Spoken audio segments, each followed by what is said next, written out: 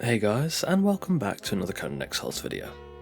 Last night there was a Reddit AMA with Dennis Douthett, the lead designer of Conan Exiles, where he addressed some questions about the future of Conan and what is planned for Isle of Siptar, the Exiled lands, future DLCs and some smaller things. I'm going to briefly recap this AMA for you guys, so without further ado, let's get started. This AMA was logged on the forums by Nakosa. I'll be recapping the questions that relate directly to the game, as there were a few questions about the Conan source material or questions about films and comics that I think aren't terribly relevant in this video. Question 1 was regarding the endgame of Conan, something I've heard a lot of complaints about myself. Jester Suave asked about expansions and additions to the endgame, as it feels like there isn't much to do after you've completed all the other content available. Douthett said, "This is something we've talked about a lot internally. We have plans for a system we hope will address this and give you a reason to come back and play even if you've seen everything there is to see. It's probably obvious, but I can't talk about that system yet. If I do, it becomes a promise. Sorry this is a bit of a non-answer, but we know it's a route that we can pursue and we've talked about how this works thematically in the Conan universe." In my last video I said that I'd love to see raid level dungeons designed for clans rather than individuals, alongside other challenges for solo players. The endgame should be just as rewarding as the grind to get there, and it seems that to a degree Douthett agrees. Though he didn't exactly say what his plans were, hopefully it will add a lot of replayability to the game. I'm not sure if it will take the form of raid dungeons, or maybe they'll go similar to the Arc route, where you kill extra hard bosses for extra levels and special feats, but hopefully we'll hear more of this sooner rather than later. Question 2 was regarding game modes and communities.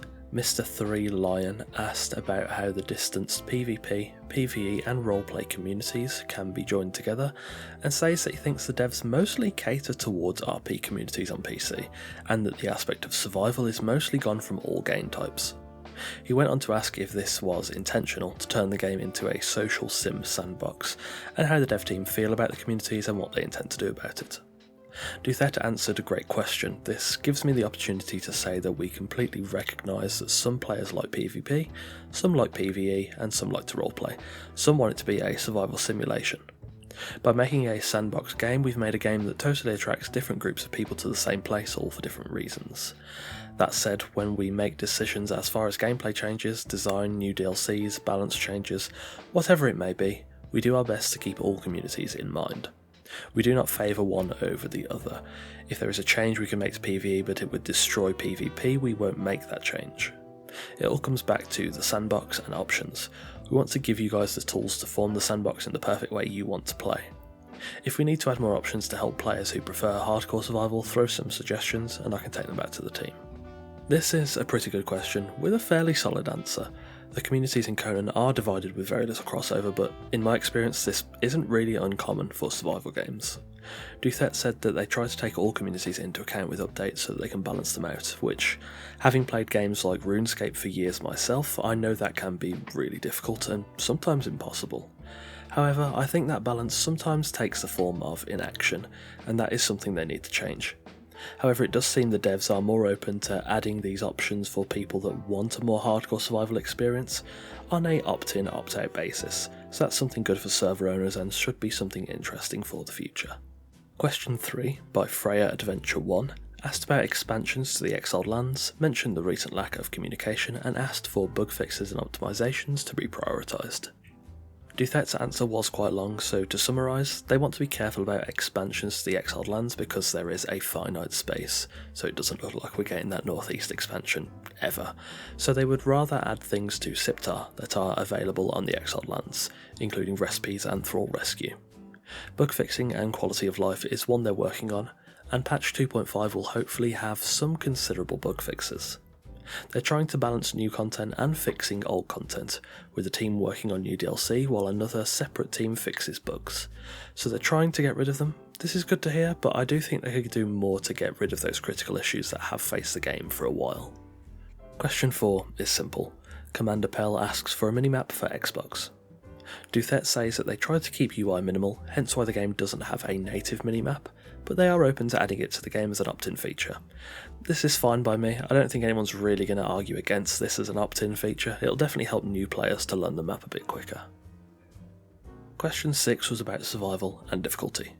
Drakenfeles asked why PC players have to rely on mods to be able to play Conan as a survival game, and what their plans are for overhauling this. Douthet's answer was fairly long, again, so to summarise, he acknowledged that for experienced players there is basically no difficulty to surviving. They made some changes to help new players and mentions some of the sliders available to single player or server hosts to change the experience. They're looking to make the game more difficult for players that want it, but haven't looked into additional systems to add to that just yet. I've always described Conan to friends as more of an RPG with very light survival elements, and I agree that from what I've seen, it's pretty easy on the survival front for experienced players. Additional settings and systems would be good for making survival a bit more complex and involved. Nobody wants Conan's survival to be on the same tier as Scum. I'm not interested in managing my nutrients and calorie balance in Conan, but there are definitely some options here to make the game more difficult on the survival side. Question 8 is a quick one from Nakosa, and simply asks if they're going to change the grind of the Vault Chest recipe drops on the Isle of Septar, as they're currently behind a double-levelled RNG system. Douthett said they'll happily look into making it one layer of RNG instead of two, and that he'll be taking this to the content designers. RNG is a frustrating mechanic sometimes, and having to get lucky enough to roll the correct RNG twice adds a degree of artificial difficulty and grind to the game that it could do without. Question 9, asked by Scaramantis, is an important one. It regards if there are future DLCs or expansions in the plans, and if the game will continue to receive support or if a majority of resources have been moved to June. Douthett says that they are currently working on their next big feature. He can't talk too much about it, but he's very excited to do so. It doesn't look like any resources have really been moved to June from Conan. They have no plans to stop or slow development on the game, so the content should keep coming.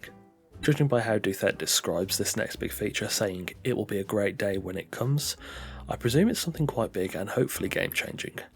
There are no clues as to what it is, but hopefully we will hear about this soon, as it sounds like if it really is game changing, it could be something to look forward to. Question 10 is again by Scaramantis, and it regards 3 things. Firstly, will cosmetic DLCs return to double the amount of content, and will the team be working with modders? Secondly, will there be any more adult-orientated content?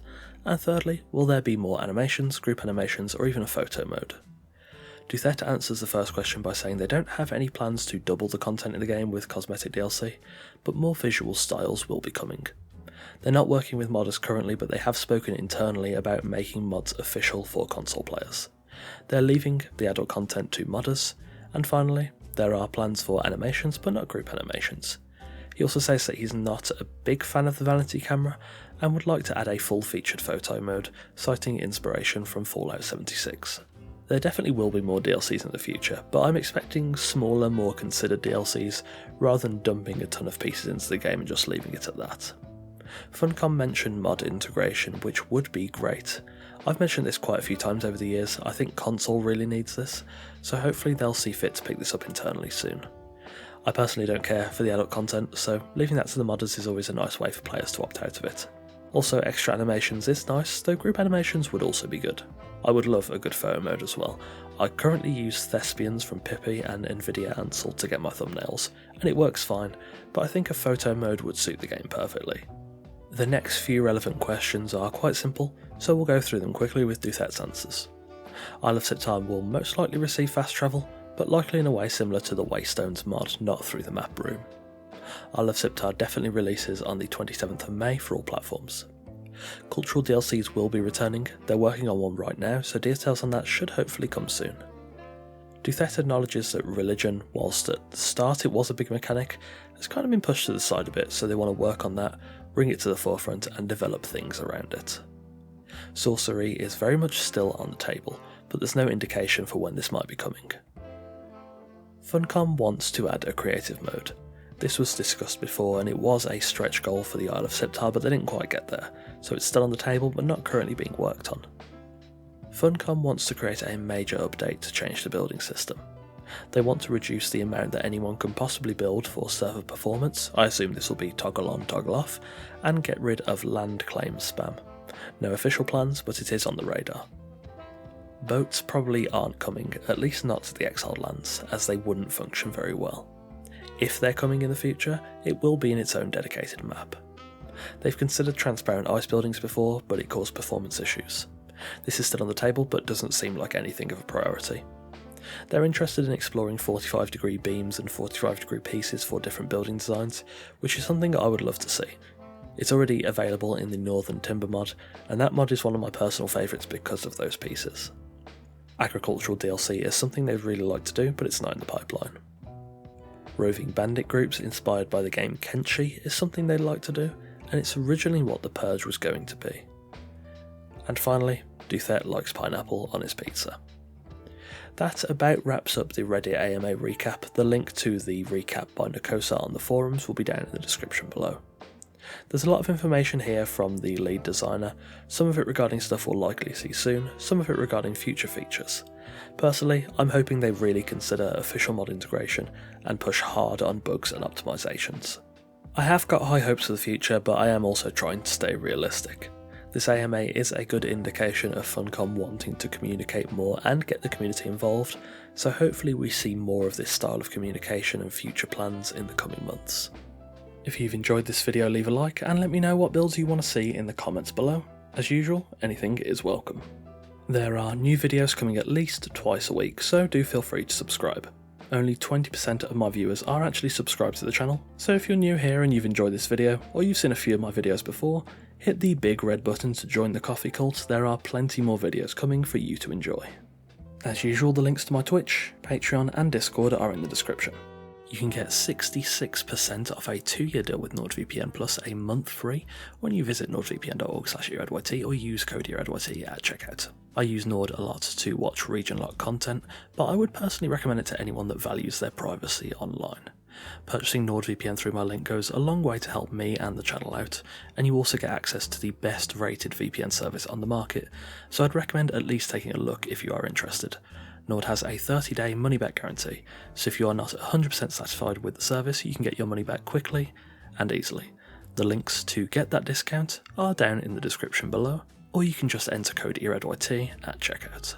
If you'd like to support the channel directly, you can become an esteemed cultist on Patreon, where you'll get access to exclusive Discord roles, sneak peeks of new videos, and your name at the end of every video. On that note, a thanks to our patrons Sammy, Sadialot, Randar, Connor, Blue Ivy, Velma, Shannara, Torn and Eagle Rose. Again, thanks for watching, stay safe, and I'll see you soon.